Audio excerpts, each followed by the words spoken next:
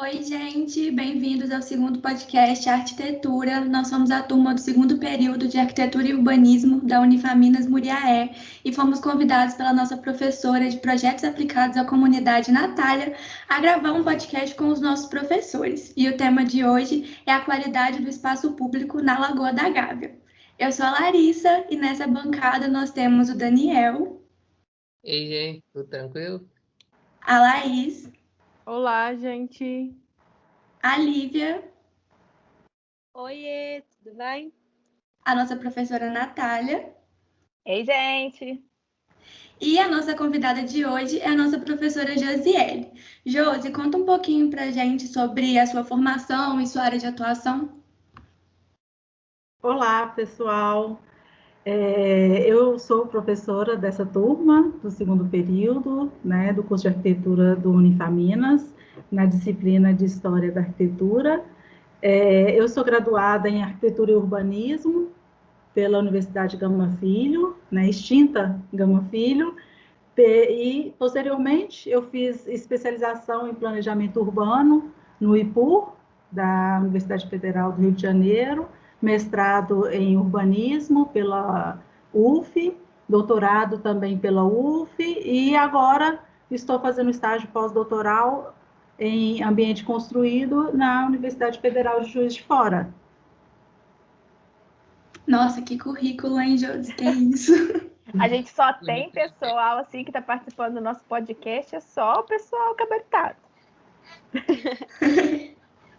Ô, Josi, fala um pouquinho pra gente sobre o que faz um espaço público ser bem aproveitado mesmo. Assim, eu vejo, né, que um espaço público, para ter, né, um melhor aproveitamento, ele tem que oferecer uma diversidade de apropriação de uso, né? Então, quanto maior a possibilidade de uso, né, a mais variada possibilidade de uso, ele, ao mesmo tempo, serve para retroalimentar, né, de forma psicológica, a sensação de segurança no lugar.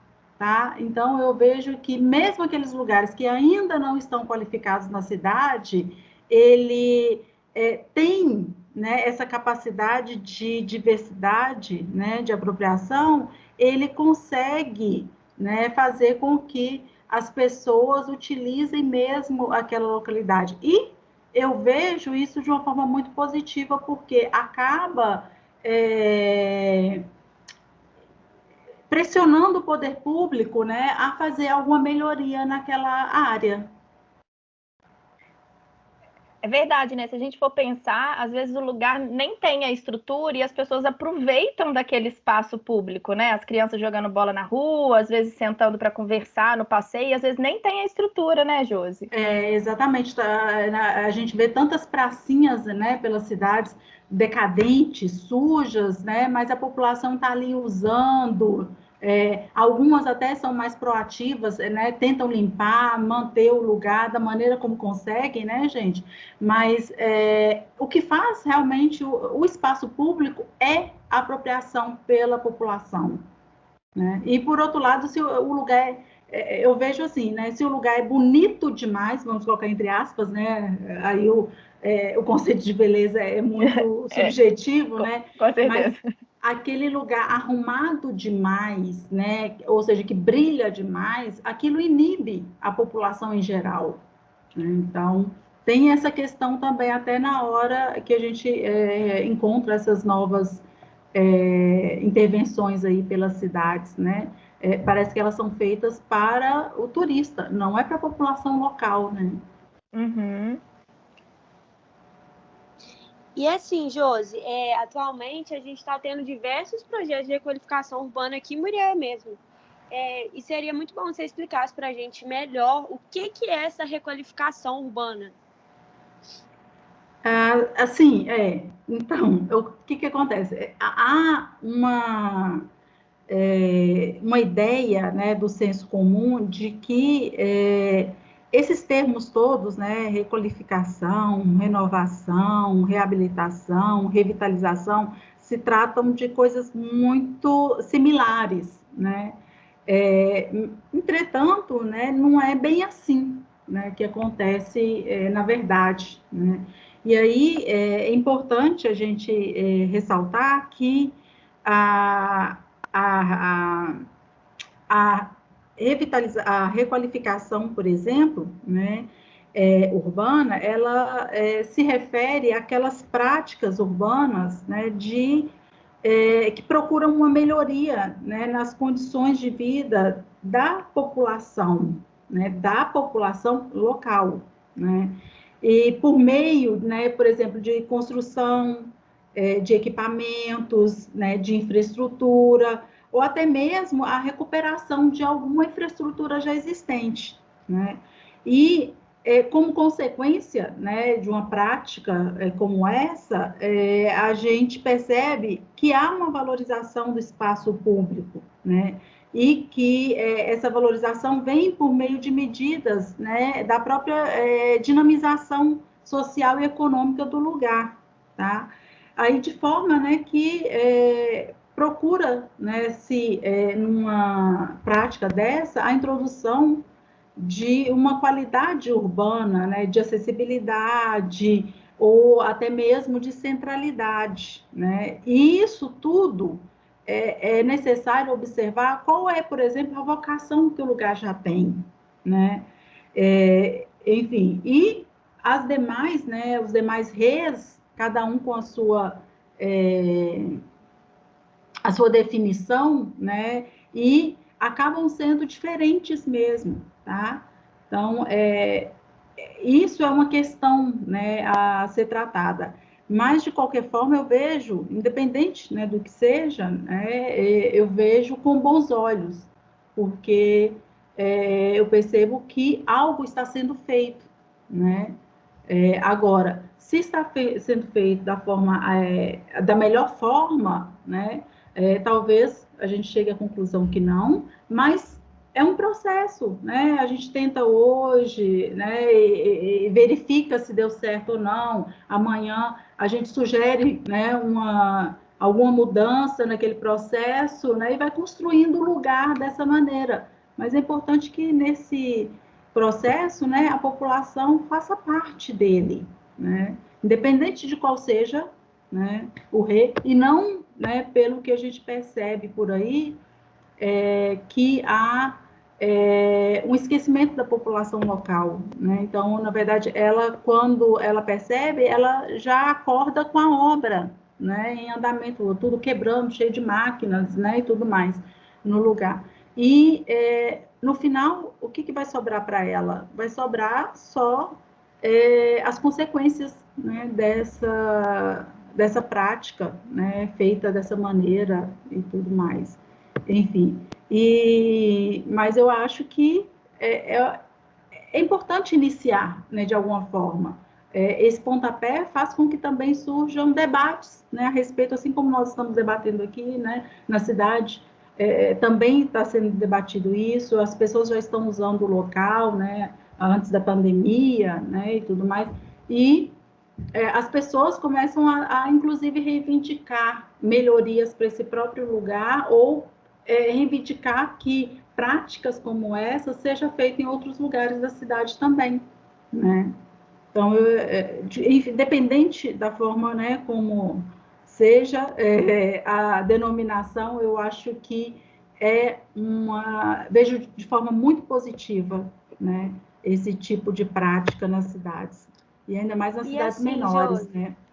Oi. Aqui a gente utiliza muito das praças, né? Eu acho isso muito bacana, porque a gente tem vários tipos de lanchonetes nas praças. Então, a população em si, ela acho que ela vai aproveitar muito bem desses tipos de requalificação urbana.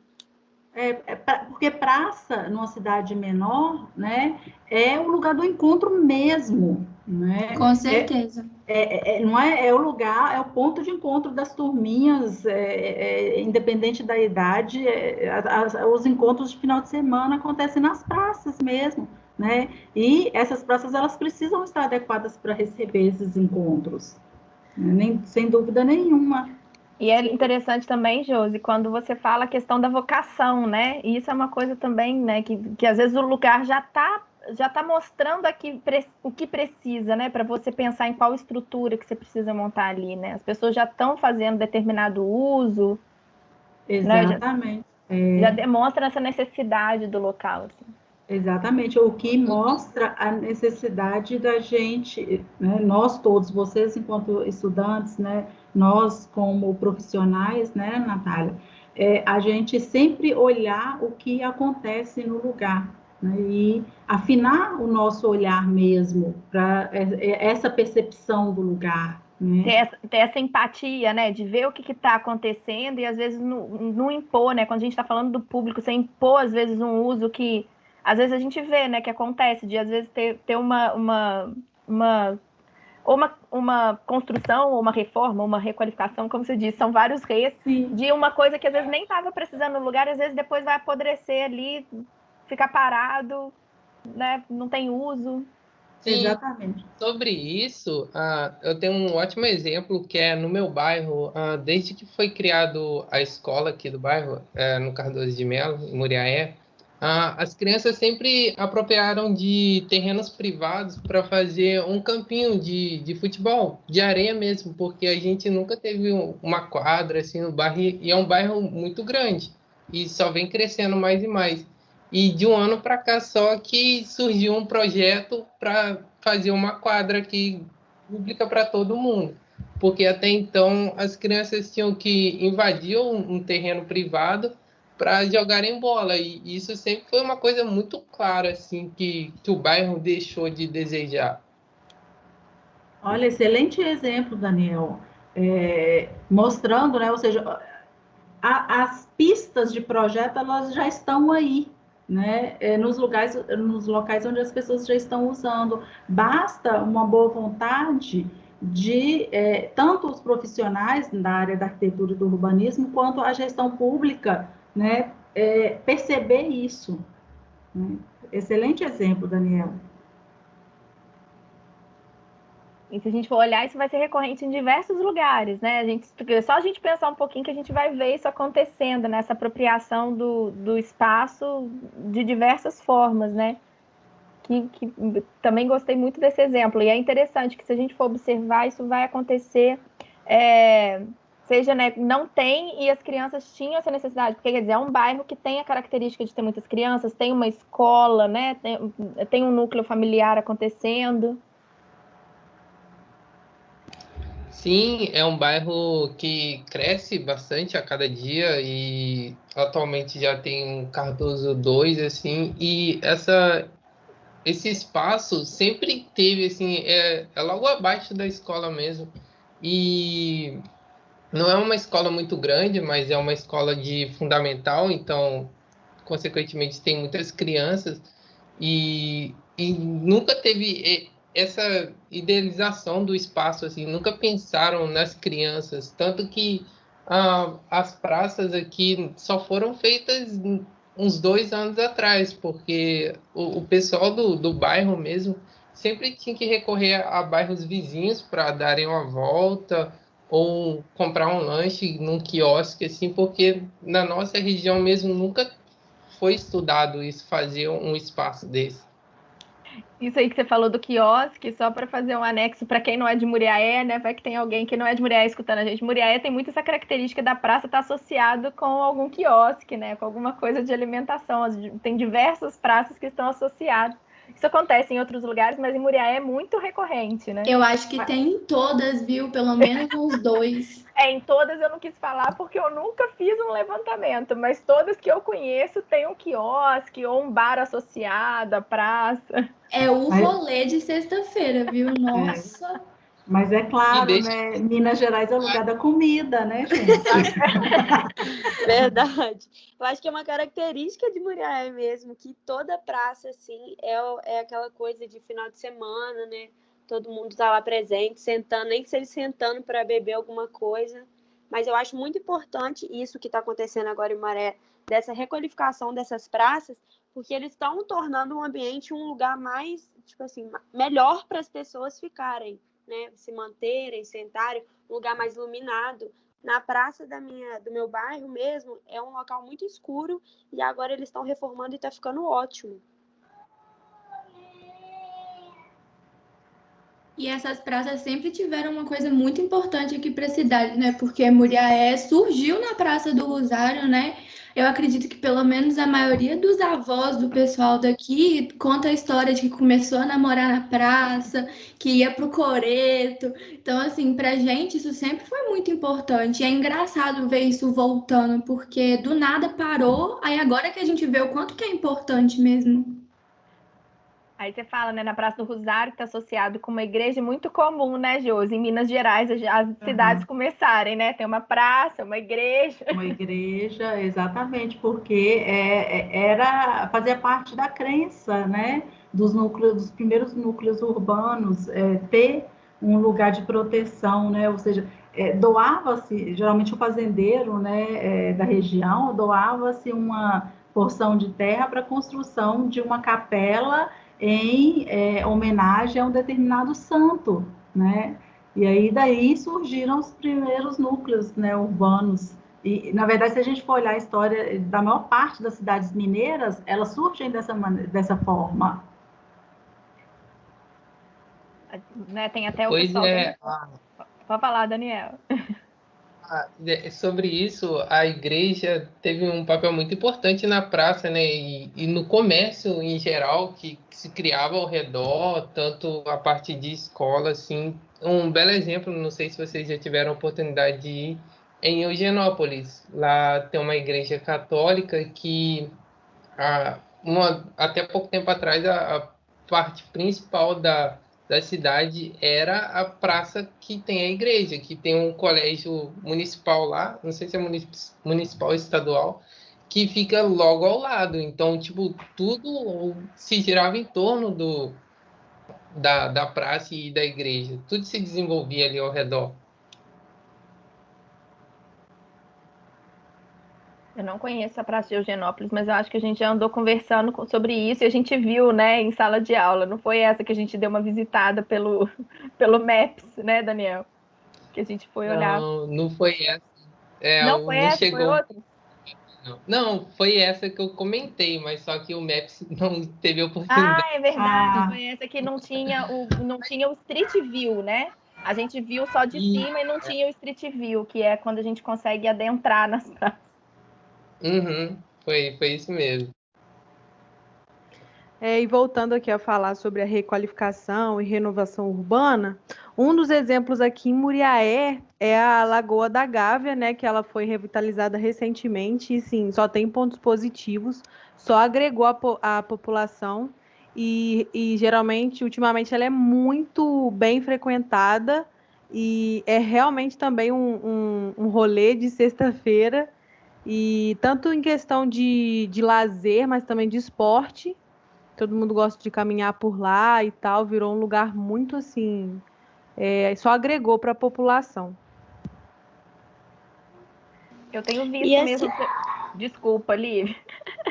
Eu não, tenho pode visto muito falar, pessoal. Nath. Então tá. Eu tenho visto muito pessoal ir mesmo para Lagoa da Gávea, igual a Laís falou, em relação tanto para passeio, né? Eu tô vendo grupos que às vezes vão para malhar, né? Porque agora tem muito essa questão de você juntar um grupo para fazer alguma atividade física, né?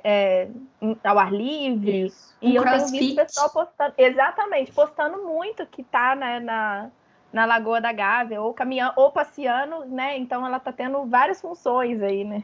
Sim, porque ao mesmo tempo que ela tem uma pista que envolve ali, fica ao redor dessa lagoa, tem também um parquinho que eles montaram lá, então assim, é aberto para todo tipo de atividade que você quiser. E realmente esses grupos assim de academia, tudo eles estão indo tudo para lá. E é ótimo, porque é aberto, né? E Nossa, lá é a super paisagem, fresco. eu acho, eu vou, uma experiência minha, eu gostava muito de correr em asfalto mesmo. E nossa, agora eu só gosto de correr lá porque a paisagem te anima, te Sim, a revigora, área verde. sabe? É muito, muito bom. E não só a paisagem, né, que anima a corrida, mas a questão da segurança também, né, Com Laís? certeza, com certeza. Correr à beira do asfalto não é nada seguro, né? Nada. E nós percebemos que ali na BR tem muitas pessoas que fazem caminhada, fazem corrida e tudo mais, A Demais. mas maioria. elas correm um risco em relação, né, a sofrer um acidente e tudo mais, Com certeza. é muito grande, né? Isso indica que realmente a cidade ela precisava de um lugar como esse. Não Com só certeza. um, né? Na verdade, pela dimensão da cidade, aí a gente pode colocar mais uns 2 ou 3 lugares assim, né? Realmente qualificados para receber, né, os mais diversos tipos de atividades, né? Possibilitar que a população use da forma que se sinta mais confortável, né? Porque também antes de existir antes deles fizerem essa revitalização na praça, na lagoa, era só o asfalto mesmo, era só a BR que tinha para correr. Nunca houve em outro lugar em Murié que as pessoas pudessem caminhar ou correr, a não ser a beirada do asfalto mesmo. Preciso dizer que eu não sei como as pessoas fazem isso, porque, gente, que calor, não tem condição correr lá. Não, Não tem. Mas por ser o único lugar que tem, eu acho que aí as pessoas, né, não tem Nossa, e outra correr opção, lá não na tinha, né, que lagoa agora é tem. perfeito. Lá parece que é um outro, tá em outra cidade. Não Eu você amo. sente calor. Não sei o que porque acontece. tem a questão da arborização, né, Arborização. da água, e sem contar essa questão do asfalto, né, para quem não conhece Muriaé, e se alguém que não conhece Muriaé está escutando, vai escutar a gente, Muriaé tem essa característica de ter uma BR passando no meio da cidade, assim, né, então o pessoal vai correr no asfalto, só que tem também no asfalto que tem, né, uma calçada, mas tem várias interrupções também de entrada e saída de carros. O pessoal caminha muito à noite, que vocês falaram a questão da iluminação, né? Como que isso diferencia? E lá tem uma iluminação muito baixa, porque o foco não é, né, o exercício ao ar livre, Tem né? parte que nem tem iluminação, né, Nath? Exatamente. Muito perigoso. Ali, na verdade, o foco não é nem o pedestre, né? Quem dirá ser qualificado para uma atividade física, né? Exatamente. Esse é o problema das BRs quando atravessam as cidades. E, na verdade, assim, o governo federal melhora, né, através do departamento de estradas, né, melhora o asfalto, faz drenagem no asfalto e tudo mais, mas em momento algum o departamento faz uma melhoria no trecho que é urbano, porque eles entendem que, apesar de ser uma rodovia federal, isso é de competência da gestão municipal. E do outro lado, a gestão municipal também acredita que não é competência deles, né? Então fica aquela briga de foices de quem é que deveria, né, melhorar as condições de circulação para o pedestre à beira, né, dessas vias expressas. Enfim, isso é uma questão que a gente não tem resolvido aqui no Brasil, né? Porque uma coisa é se o pedestre estivesse saindo da cidade para ir na BR, caminhar num lugar que realmente, assim, que não estou falando que não era para ele ter segurança, não é isso. Mas agora, no caso da BR de Muriaé, ela está dentro da cidade, né? Ela corta a cidade. Então, assim, o pedestre está dentro da cidade mesmo, assim, ele saiu de casa, andou 5 minutos, está na BR para correr, andar, às vezes, de um bairro para o outro, tem que pegar a BR, né? Porque tem parte dos bairros de Muriaé estão do lado da BR, parte estão do outro lado da BR. Pois é, obrigatoriamente ele tem que, para visitar a mãe dele, ele tem que atravessar a BR. Como é que ele faz isso com segurança, né? É uma questão muito complicada e pouco se discute a respeito, né? Também tem. E ali, se a gente for pensar, tem um entroncamento, né, Josi, de duas vias, né? De duas rodovias, e inclusive é um local que dá muito acidente, né? A gente está ali há alguns anos, a gente já viu vários acidentes ali naquela rotatória, né? Das duas BRs, né? Exatamente, que realmente é um lugar muito perigoso para o pedestre ali, não só o pedestre, mas o ciclista também sofre muito com isso. Nossa, né, demais, na cidade. viu? O tanto de acidente que já teve ali com ciclista por causa de moto que vai ultrapassando é grande, já teve bastante. Exatamente. Isso é uma outra questão que a gestão tem que resolver, mas pelo menos com o processo, né, de abertura requalificação da área da lagoa, já foi um passo muito importante, pelo menos está ofertando um lugar para a prática de esporte, né, para as pessoas, né, terem um lugar de lazer e tudo mais. Então, assim, a gente também vê de uma forma muito positiva, porque a gente consegue vislumbrar uma luz no fim do túnel, algo está já sendo feito, né? Aí depois, agora, a gente começa a discutir a respeito da situação, né, dessas pessoas que precisam realmente circular pela área da BR, né, tanto pedestre quanto ciclista, né, e sem segurança. Né? Porque ali é, então, em trocamento de uma BR com uma MG, né, no caso, né, são duas, né, tem uma, é a BR-116, né, gente, e a MG eu acho que é 356. Isso, 356. Isso aí. Ou seja, é uma estadual, uma federal e o poder municipal, é tudo junto. Aí o problema não é de ninguém, é essa questão. Quem resolve o problema? Quem vai resolver? A competência não é de nenhum dos três.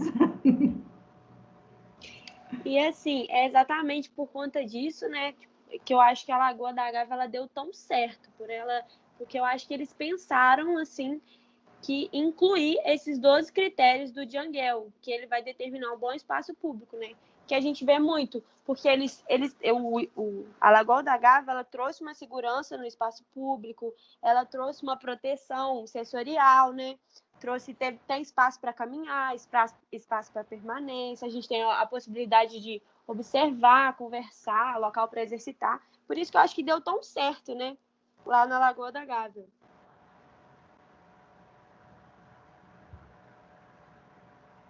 Esses múltiplos usos, né? Essas múltiplas coisas que a pessoa pode fazer ao ir lá, né? Essa questão da proteção, essa questão também, igual vocês estavam falando, a questão do calor, né? Também, porque ela vai ser um lugar que vai ter um microclima ali mais agradável para a pessoa permanecer, praticar. Muriaé, né? Um lugar muito quente, né? Com muitas horas aí de desconforto por conta do calor, né? Então, isso só demonstra como que estava a carência da cidade por ter mais um espaço. É lógico que, igual vocês falaram, tem as praças, mas elas têm outros usos, né? Ela não tem especificamente esse uso, né, para a pessoa caminhar. Lá ele propiciou mais um uso, né? E a cidade é um espaço aí de diversidade, né? De várias coisas acontecendo, né? De várias necessidades. Nossa, é verdade. Eu acho que a gente não sabia que a gente precisava tanto de um espaço assim até a lagoa surgir, sabe? Porque antes a gente só ia pra praça mesmo e ficava nisso. É bom você ter mais um lugar para ir, ter mais uma coisa para fazer, um lugar diferente para observar, porque quando você vai lá, você observa 1000 coisas diferentes, né? E dentro do que até a própria Lívia, né, fez essa relação com os critérios de qualidade que o Jangel apresenta, isso realmente, né, justamente pela aceitação da população com a requalificação da lagoa, nós podemos perceber que é possível, sim, implantar em outras áreas da cidade, né? Até mesmo ali na Beira-Rio, né, Natália? Que a gente passa tantas vezes ali na Beira-Rio. Ali é um lugar que tem um grande potencial de intervenção, né? E que é possível, sim, observar todos esses critérios de qualidade, né, que vocês conseguiram observar lá na Lagoa, é possível implantar ali naquela região da orla, né, ali daquela beira-rio, na JK, né, eu não sei até onde vai a JK, eu não sei qual é a dimensão dela. Eu também não sei se emenda e muda de nome. Eu não observei essa nomeação, não. Mas, enfim, de fato, ali também, né, é um lugar que poderia ser, né, olhado dessa forma, justamente por esse potencial, e sem contar que é um lugar uma área mais central, né? Então, talvez até a utilização seria teria um fluxo mais constante do que lá na Lagoa, né? E mais ainda, né? Eu acho que eu vejo dessa forma, esses lugares eles têm que estar salpicados, né, por toda a cidade, porque há uma tendência muito grande de um tipo de intervenção como essa acentuar a desigualdade que já é presente na cidade. Então, se a Gávea recebeu intervenção, né, com essa dimensão e que está tendo esse efeito tão positivo, há uma tendência ainda mais de ser um lugar valorizado, né? E aí, uma forma de tratar isso, esse efeito, é justamente ir aplicando, né, intervenções com o mesmo caráter em todas as áreas da cidade, né, e diversificando mesmo isso, de forma a minimizar, né, esse problema da desigualdade que existe na cidade, né, de Moriá. Na verdade, em todas as cidades isso existe, né?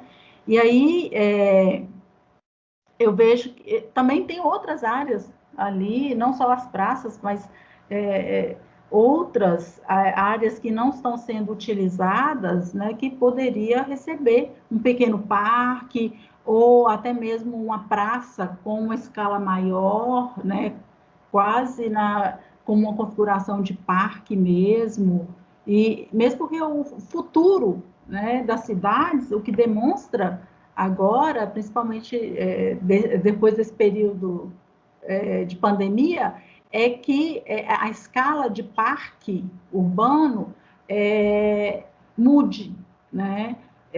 Seja necessário a gente trabalhar áreas menores, tá? Onde a gente consiga ter um controle de uso maior, né, do que áreas né, como a gente vinha trabalhando aí nas cidades, né? Cada cidade queria ter um parque maior do que outra cidade, e que, tanto é que se a gente observar, né, esses grandes parques, eles ainda não foram abertos, porque não há como ter controle nesses lugares, né? E o parque pequeno tem, né? Já é mais fácil de controlar, já é mais fácil de manter, né, de fazer melhorias ao longo do uso, né, à medida que os equipamentos forem estragando, né, forem quebrando, porque é passível, né? Isso significa que está sendo usado o lugar, né? A manutenção é muito mais fácil, né, numa área menor, né? Então, eu vejo que Moriaé tem muito potencial nesse sentido, né, por conta da disponibilidade de áreas, né, para esse tipo de prática urbana. Sim, com certeza, Josi. Esse aí é um ponto que você ressaltou muito bom, que deveria ter diversas outras intervenções ao longo da cidade, que Muriaé é um lugar muito carente desses espaços públicos. Porém, uma coisa que eu reparei conversando com um morador ali da Gávea, que mora na Redondeza, é que com a criação da Lagoa da Gávea, deixou de ser ele se sente mais inseguro, sabe? Porque são ruas muito largas que levam para a Lagoa da Gávea, e logo acima tem um pequeno matagal assim, meio fechado, e de madrugada, assim, como não tem comércios que ficam abertos até mais tarde ali do lado, ou uma guarita assim da polícia, ele se sente muito inseguro com pessoas indo lá, ou com coisas desse tipo, sabe? Porque é um lugar muito afastado, assim, por mais que haja iluminação, a falta de transição, no caso de pessoas e coisas do tipo, como é um local mais afastado, traz essa insegurança para o morador, sabe? E simplesmente pegar isso que deu certo e levar para outro lugar, talvez não seja a melhor escolha. Tem que estudar o entorno, o que precisa, quais são os impactos nos moradores que vivem ao redor ali, porque simplesmente fazer por fazer não adianta nada. Talvez o morador mesmo nem vai dar uso àquilo. No caso também, uma coisa que é uma característica também da Gávea é isso aí que você falou, né, Daniel? A questão da falta de diversidade de usos, né, Josi? Lá tem caráter somente residencial, assim, basicamente, né? Exatamente. Então, lá tem essa característica, né, Natália? Então, se você andar ali, tipo assim, pegou o carro, passou... Muriaé já tem uma característica que depois de umas 11 horas da noite, eu acho que tem movimento quase zero. Você entra no carro 11 horas da noite, andar nas ruas, já tá tudo meio deserto, a não ser nos por aí pontos, mesmo. não é? O povo dorme cedo. O povo dorme cedo, a não ser nos pontos característicos, igual a gente falou, um barzinho, alguma coisa. Mas se você andar em qualquer outra rua, já não tem movimento. Na Gávea, eu não sei, às vezes quando eu ando lá de madrugada, tipo assim, você pegar o carro assim, 11 horas, passar lá, parece o quê? Que você tá em filme de faroeste, né? Que vai ter... Porque é muito assim, não tem nem barulho, não tem nada acontecendo, só o barulhinho do vento na árvore. E É real. aí os moradores acabam por sofrer dessa insegurança de talvez um grupo de adolescentes ou sei lá, um grupo de pessoas que está bebendo ali vai para aquelas áreas ali e causa uma insegurança assim na pessoa, sabe? Por não o espaço não ser estudado, tipo o espaço ao redor que vai ser construído. Essa questão é muito importante mesmo, Daniel, porque a intervenção, né, quando ela tem como objeto de transformação, né, uma área pontual e o entorno, né, como você mesmo falou, não é tratado da mesma forma, né, na verdade, é uma maneira de retalhar a cidade também, né? Mesmo que seja uma proposta muito legal, que há uma demanda já por aquela intervenção, né? Aquele lugar ali na cidade, mas mesmo assim ela tem essa característica que acaba, de certa forma, retalhando a cidade, né? Também, ou pelo menos o bairro acaba sendo retalhado. E aí preciso melhorar, né, essa questão, né, da relação do bairro em si com a área onde sofreu a intervenção. Tá? E aí a gente pode, inclusive, voltar no próprio Janguel, quando ele observa, né, algumas questões relacionadas a isso mesmo que a professora Natália falou, né, o fato do lugar ter um único uso, esse residencial, é um bairro residencial, né? Então, a questão, né, dos bairros monofuncionais a gente percebe isso, né? Qual é o efeito disso, principalmente quando há uma mudança, né, como ocorreu na Gávea. Isso vai ficar mais latente, né, para a gente, né? O Janguel, ele, quando em algum momento, né, lá do livro, né, Cidade para Pessoas, ele fala em relação a essa questão, né, da monofuncionalidade de um determinado lugar, né, o quanto isso é perverso, né, até mesmo no caso de um bairro residencial, para o próprio morador, né, porque ele vai sofrer as consequências da insegurança, né, o lugar, na verdade, só tem um movimento durante o dia, durante a noite, né, claro, nos lugares mais cedo, outros mais tarde, né, durante a noite, vai ficar totalmente deserto. E aí quem sofre aí com essa insegurança é justamente quem mora lá, né? E o Janguel é interessante porque essa crítica que ele faz em relação a essas áreas monofuncionais, ele não é exatamente dele, na verdade ele acrescenta, né, nessa crítica, mas ele, inclusive, reconhece que está bebendo em Jane Jacobs, né? Então ele pega Jane Jacobs, né, o livro, e traz novamente, né, a discussão que ela apresentou lá na década de 60, quando ela observou, né, o que era Nova York naquele momento, né, um centro urbano, né, que tinha problemas muito sérios de violência urbana, por conta justamente de ser monofuncional, né? E aí ele resgata isso agora, já nos anos 2000, né, final da década de 90 e início dos anos 2000, ele faz esse resgate e tenta trabalhar essas questões, né, que ele analisa. O Janguel eu acho fantástico, porque ele não fica só na teoria, né? Ele é um arquiteto de prancheta mesmo, né? Ele tem um escritório de projeto e consultoria, e além de, ou seja, ele faz, né? Ele coloca em prática isso tudo que ele apresenta para a gente nas entrevistas, nos livros, né? E tudo mais, e além disso, ele fez parte da administração, né, pública, ou seja, ele sabe os meandros, né, da gestão pública, até mesmo para conseguir colocar em prática essas teorias todas, né, que são muito interessantes, são muito bonitas, mas para a gente aqui, né, em um país em desenvolvimento, a gente vê como algo muito distante, né, até mesmo por conta da nossa tradição, né, o que a gente percebe nas nossas cidades, né. E aí ele mostra, por conta dessa experiência toda dele, o quanto que isso é possível, né, ser feito. Mas ele mostra que isso é um trabalho a longo prazo, né? Copenhague tem mais de 30 anos que está aplicando as ciclovias, né, na cidade. Ou seja, não é da noite para o dia, não é durante uma gestão municipal que vai haver uma grande mudança, né? Então, é algo muito além disso.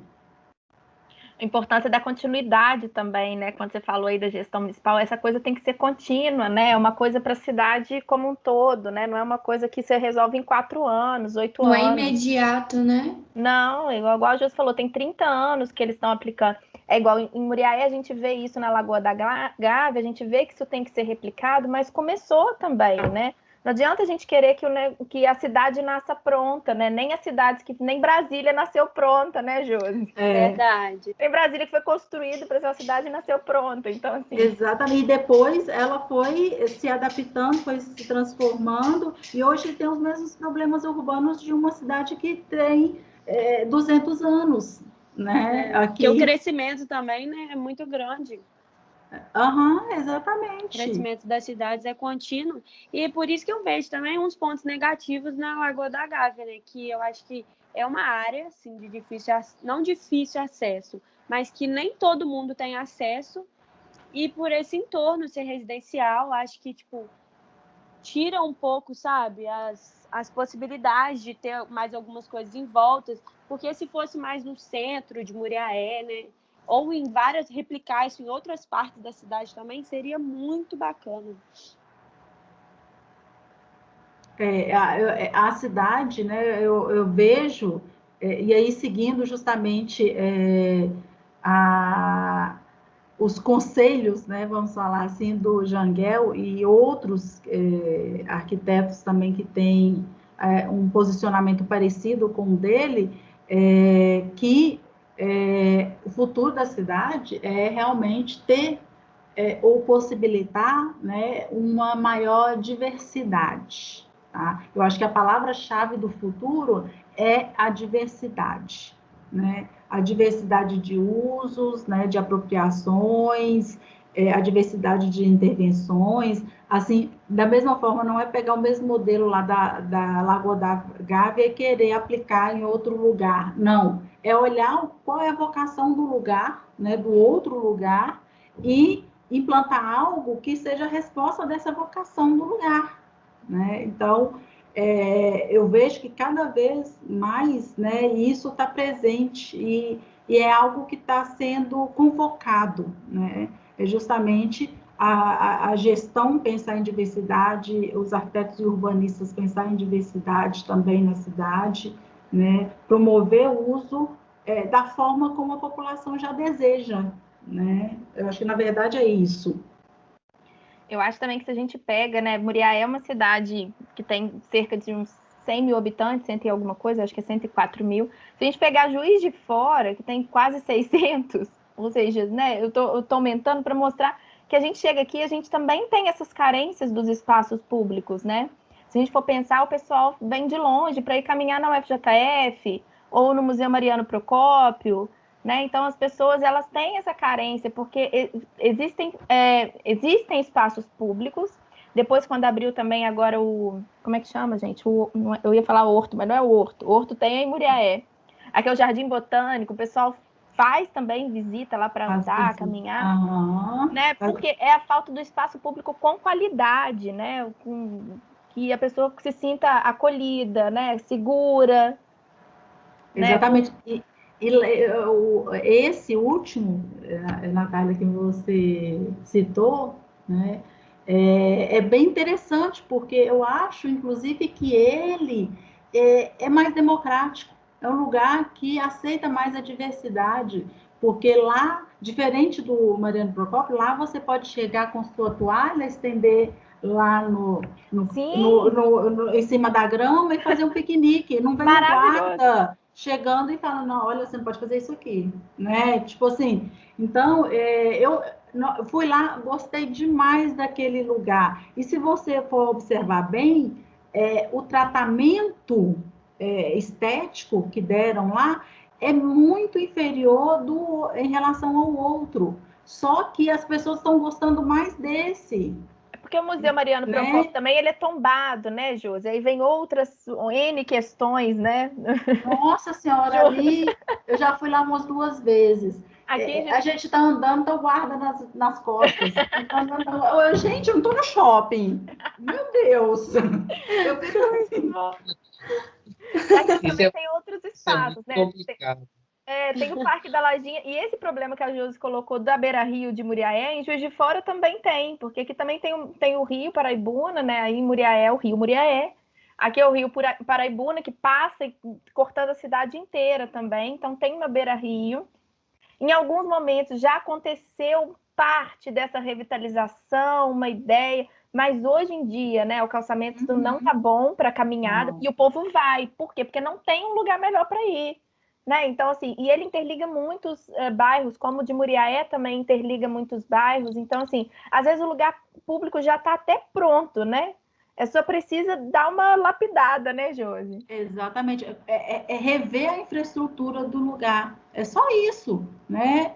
É algo muito simples, né? Então, basta realmente boa vontade em olhar para o lugar. Porque se a gente for pensar, né, na Beira-Rio daí de Muriaé, tirando o calçamento, que eles agora estão até trocando, né? Não sei até que ponto que trocaram, vocês vão saber melhor do que eu.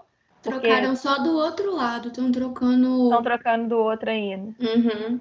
Que eles começaram a trocar, então é uma área que tem um calçamento largo, ou seja, que propicia a pessoa caminhar, propicia também ter os espaços de, né, de descanso, né, de observação, porque tem alguns bancos também que a gente vê que o pessoal se apropria, né, desses espaços. Sim, exatamente. É interessante, né, que já existe, de certa forma, aí, né, indícios que pistas, né, que podem orientar um projeto mais adequado ali para aquele lugar, né? Além, é claro, tem que ter a Beira-Rio lá em Muriaé, é o lugar para os pescadores ficar, né, gente? Ninguém está olhando para eles. Ninguém está olhando os pescadores do Rio Muriaé, eu também acho. Pois mas eu acho que isso cai no início do podcast, como vocês tinham falado, que gradativamente o local vai pedindo para ser reformado, vai pedindo para ser melhorado, assim. Eu acho que se a gente for ficar falando só nisso, de melhoria, de estudar o que deu certo e o que não deu certo, a gente consegue falar mais uns 10 podcasts desses, assim. Mas eu acho que a gente já está extrapolando um pouquinho o tempo, né? A gente está caminhando para o final. Considerações finais, galera. Jô, você tem alguma coisa assim que você quer falar mais? Eu gostaria só de, na verdade, agradecer a oportunidade que vocês me deram aqui para falar um pouquinho, né? Esse assunto tem muito a ver com o trabalho que eu venho desenvolvendo já há alguns anos, né, em relação à observação, né, do ambiente urbano, as apropriações, né? Como que a população ela usufrui, né, dos seus espaços, e essas pesquisas que eu venho fazendo mudaram muito a minha cabeça. Eu tinha uma posição no início completamente diferente, né, em relação, por exemplo, à apropriação mais espontânea, né, do lugar, até mesmo em relação ao comércio informal, que é muito comum, né, nas cidades, até por uma questão mesmo de renda, né, necessidade que algumas pessoas têm né, de sobrevivência mesmo. E, enfim, e acho que isso tem um pouco a ver também até com a minha formação, né, na graduação, porque a minha formação, né, os meus professores da área do urbano, eles estudaram num período em que o modelo vigente era o modernismo, né? Então, a cidade modernista ela é toda, entre aspas, arrumadinha, né? Não há lugar para o informal, não há lugar para o caos urbano. Mas e aí eles passaram isso para a gente, né? Para mim, para os meus colegas todos que formaram junto comigo. E eu vinha com aquilo, né? Ou seja, já tinha um preconceito formado em relação à ambiência urbana e que foi completamente desestruturado, mas desestruturado para o bem, né? Porque hoje eu tenho uma visão completamente diferente da cidade por conta desse período, né, que eu venho estudando o espaço urbano, né, a cidade, enfim, tudo que se relaciona aí, né, à configuração da sociedade sobre um sítio, enfim. E gostei demais, né, desse convite, né, porque foi uma oportunidade até para eu fazer uma leitura também, né, com tudo que eu reaprendi, e foi possível ler, né, um pouco Muriaé, né? Então, para mim também foi muito proveitoso, né, e foi uma grande oportunidade, né, para fazer esse exame em relação a essa cidade, né, que nós gostamos tanto, né, Natália?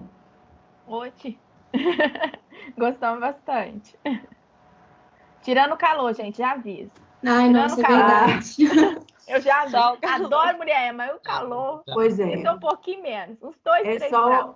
É por isso que a gente chega a fazer a dança da chuva quando começa a chover, né, Natália? Exatamente. Não foi à toa que a gente te escolheu, né, Josi? Com toda a sua formação, você sempre passou essa ideia pra gente, né, de ser muito aberta a conversar sobre todos os tipos de assunto, né? Então a gente queria te agradecer pela sua experiência, por você ter topado esse desafio que a Natália passou pra gente, né? Gente, mas vocês estão tirando de letra. Já falei, tô adorando. Acho que vocês tiraram de letra, que agora a gente já tá indo pro final do podcast. Vocês tiraram de letra já, né? Mas essa turma é uma amou. turma especial, Natália. Né, Eu já falei isso com eles. Eles são muito especiais. Olha, obrigada. gente, o segundo período fazendo isso, sensacional, assim. É bom que a professora vem com uma ideia e os alunos abraçam, né? Porque isso só funcionou porque vocês abraçaram a ideia. Exato. É todo mundo doido, né? Exatamente. Eu sinto falta da vozinha deles. Tá todo mundo na mesma vibe. Isso é bom. Nesse período que a gente, né, tá dando aula virtualmente, nossa, eu fico rezando para chegar aqui, a aula deles só para escutar a voz. É ótimo. Eu fiz uma campanha, né, para eles colocarem as fotos, né, para a gente ver as fotos. Falei, gente, não gosto muito de ficar vendo iniciais, coloca uma foto aí para mim. Nossa, e eles mudam as fotos, aí eu fico olhando, gente, vai ter uma pessoa aqui diferente, quem é essa pessoa? Muito bom. Gente, só agradecer, eu tenho aprendido muito com vocês também, com essa atividade que a gente fez, tanto com os nossos convidados, hoje com a professora Josiele, né, nossa colaboradora também do Unifaminas, né, minha colega de trabalho, minha amiga pessoal tá aqui com a gente, então isso é muito bom. Meus alunos queridos, né, que a gente mesmo à distância, a gente está mantendo uma ligação, isso é muito legal, a gente, né, o meio virtual propiciando isso nesse momento que a gente não pode estar presencialmente, e agradeço vocês terem, né, aceitado essa empreitada, tanto o grupo de vocês quanto os outros, os professores também que estão participando com a gente dos podcasts, tenho aprendido muito com vocês, muito obrigada. E a gente que agradece pela disposição de vocês, por esses trabalhos que estão sempre desafiando a gente, né, a sair da nossa zona de conforto, para a gente se tornar profissionais bons e que estão dispostos a fazer a diferença, né? Então, muito obrigada a vocês duas por tudo. Sinceramente, vocês são incríveis. A gente não pode deixar de agradecer, né, a nossa bancada maravilhosa. Vocês querem falar alguma coisa aí, gente? Obrigada por todo mundo, né? Só agradecer mesmo essas professoras maravilhosas, só tem a agregar na nossa vida. E foi muito boa a experiência. Espero fazer mais. Sim, obrigado pela paciência, Josi e a Nath, e pela experiência também nova, que eu sou um amante de podcast, então eu mas muito obrigado aí por tudo que vocês estão proporcionando e pelo ensinamento também, agradeço de coração. E as minhas colegas de turma também, que auxiliaram bastante aí. Bom, gente, então é isso. Nós vamos ficando por aqui. Fiquem ligadinhos nos próximos. Nos sigam no Instagram para mais ideias e conteúdos, @arte_tetura. Até a próxima. Tchau! Tchau! Tchau, gente. Tchau. Tchau.